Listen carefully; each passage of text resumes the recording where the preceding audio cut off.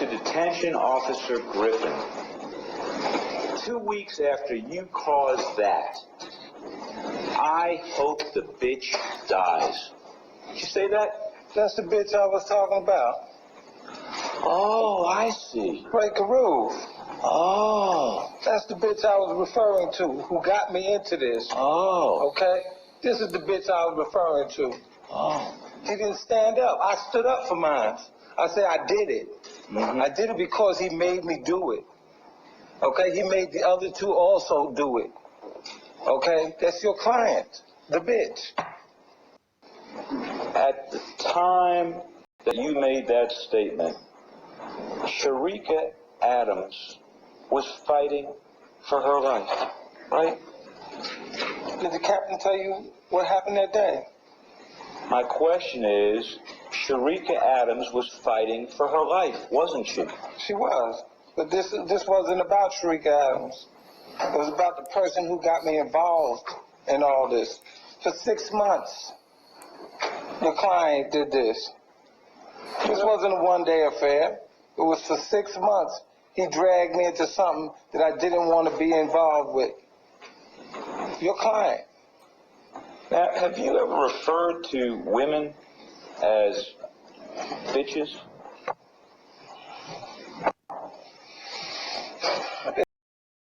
It's not something I would do all the time. If I did it in anger. Right. If you were angry at a woman, you'd say, you bitch, right? Yeah. But if a dude acts like a bitch, okay, like your client, the insult doubles. Then with a woman, there it is. Who didn't stand up, who didn't say, look, I did this. Look, I am sorry. I did this.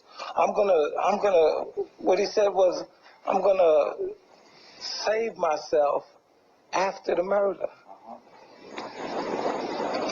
You're defending this. Were you hoping that Miss Adams died? I got a second-degree murder charge. The rest of my life in prison. If she would have lived, I wouldn't have the rest of my life in prison. Sir? So you could answer that question. Your hurtful behavior towards others. You had a problem with that, didn't you? No, not necessarily. I would have to be pushed to the point. I see. So they put you in the hospital because you had to be pushed to the point of doing something? I went to the psychiatric hospital to avoid going to the prison. It was a trick of the trade, okay? So instead of me going to the jailhouse, it was a softer cushion if I go to the psychiatric. So I manipulated the system.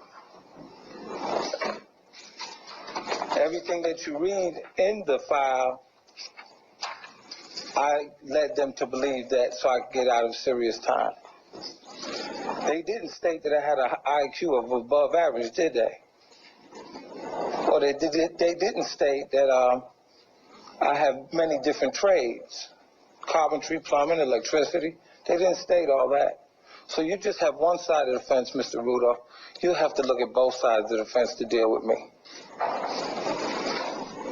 So you manipulated the system, is that what you did? Yes, sir. In order to avoid doing harder time? Yes, sir. And when I asked you before whether deceit and manipulation were things that sort of characterized you, didn't you say no? That was a child's game. That's not now. Okay? I retired from all that. I left New York City. So I retired from all that you see in them records. What you hold in them records is not who I am now. We have to get to now. Well, we're going to get to now in a little while, sir, but we're going to start with then. All right? You can.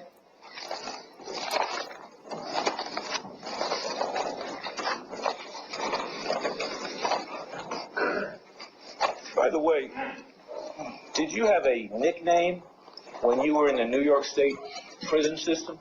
I had many nicknames in the New York State prison system. And one of them was bug out, wasn't it? Yeah. And that was a reference to the fact that you would often bug out on people, right? It was that was more along the humorous lines. Humorous. Of bug out. Because I tell a lot of jokes. Okay? And so he's bugging out. He's bugging out, he's telling a lot of jokes? Taking a lot of jokes, always got something smart and happy to say. I see. Always making a joke out of something. And so somehow that got transformed into bug out? Yeah, it's bug out nature, wild and crazy guy. They call me that also. Okay?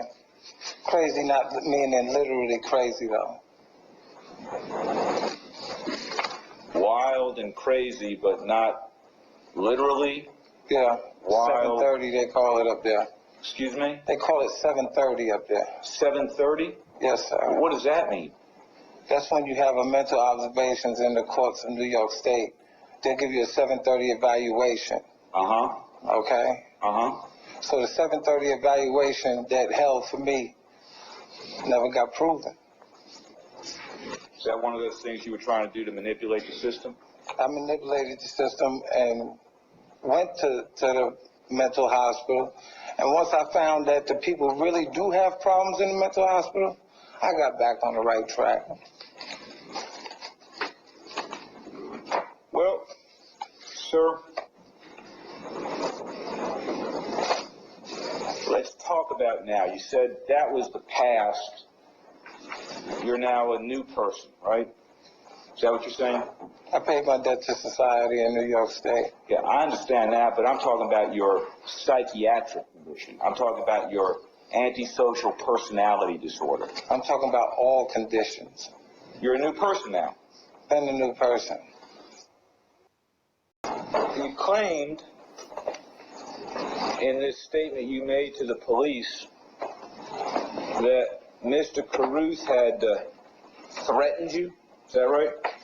Yeah, he threatened me and my family. Right. And I think you told me you were particularly concerned about your family, right? More so them than me. Right. Because you're a pretty big guy, right? Size doesn't have nothing to do with it. Well, you're a lot bigger than he is, right? He's a lot more dangerous than I am, though. Yeah, because he has a really violent background compared to yours. Is that it, sir? He took murder as his first charge. I see. Okay? I never murdered nobody in my business. This was his business. Yes, sir. He took murder for the first charge. We understand that that's your story, sir. We understand that's your story to save your life, sir. Save my life. My life is still gone. Save what life? It's gone. Are you going to be strapped to a gurney, sir? Either way. Are you going to be strapped to a gurney? Either way. Are you going to be strapped to a gurney? Are you going to be strapped to a gurney? I don't know. You've got a gun there that you said he told you to get down in Atlanta, right? He did. The purpose of that gun, according to you, is to carry out this shooting, right? Exactly. And so you get this call and you're petrified, and so you go over there because you're so petrified, but you don't bring the gun that you supposedly bought for purposes of this hit, right? Exactly. So you're sort of a hitman without a weapon. Is that what you are? If that's what you want to say. Well, that's what you were, according to you. If that's what I could kill you with my hands. Okay? Is that what you were? I could kill you with my hands. I don't need a gun. Mr. Watkins again, and okay, I didn't need a gun. Okay? I left the gun there in hopes that he would deter him from doing what he did. Now, you get there, he must have been pretty angry at you for not bringing the gun that he had told you to get, wasn't he? He was ordering everybody around. Well, heck, I mean, you show up, the hitman without the gun, and he made sure I could get another one. Excuse me, sir, I'm still asking a question. And this vicious criminal who's never had as much as a parking ticket in his life, that commits a murder that commits a murder on his first time out for crime, what was he going to escalate to? Mr. Watkins, Yes, sir. I'm sorry. be quiet just a minute. Let him finish the question. But again, Mr. Rudolph, I know it's cross-examination. Don't be argumentative in your questions. Yes, sir. He must have been mighty angry at you to show up at his house for this hit without the gun, wasn't he? Wasn't he? Excuse me? Wasn't he? I just answered you. What's your answer, yes or no? Wasn't he? Yeah. And so did he say, well, you go on back and you go get that gun, because I don't need to be spending another $200 and having Mr. Kennedy running all around all night looking for a gun when... I didn't need a gun. Okay? For me to kill somebody, I don't need a gun. Can't you look and see? I'm 286 pounds. Okay? I would rip you like a rag doll. Okay? Is that what you're going to do to Sharika?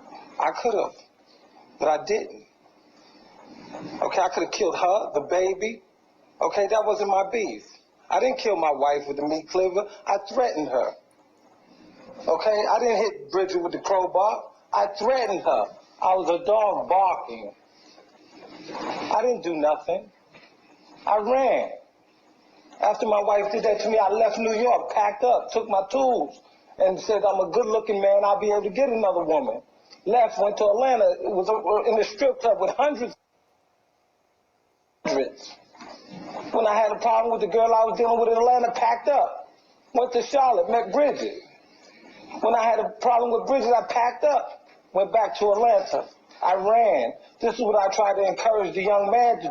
I told him not to do it. For 6 months, I avoided him. I didn't go ahead and do it. I couldn't do it. He forced me to do it. He threatened me and the ones I loved. And it's still not over. So feel it. Feel the truth. Okay, I come from a city where you can feel it. You can tell when someone's selling you shit and when somebody's telling the truth. Feel it. Or your city is doomed. It'll be like New York and Atlanta within 10 years. Remember what I said. He's representing a person who killed, had his baby's mama and baby contracted out to kill. And all the time I'm looking at my girl and baby.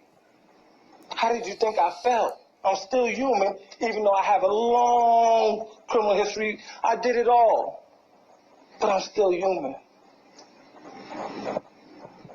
God forbid. I'm done, Your Honor. Anything further? You right about that.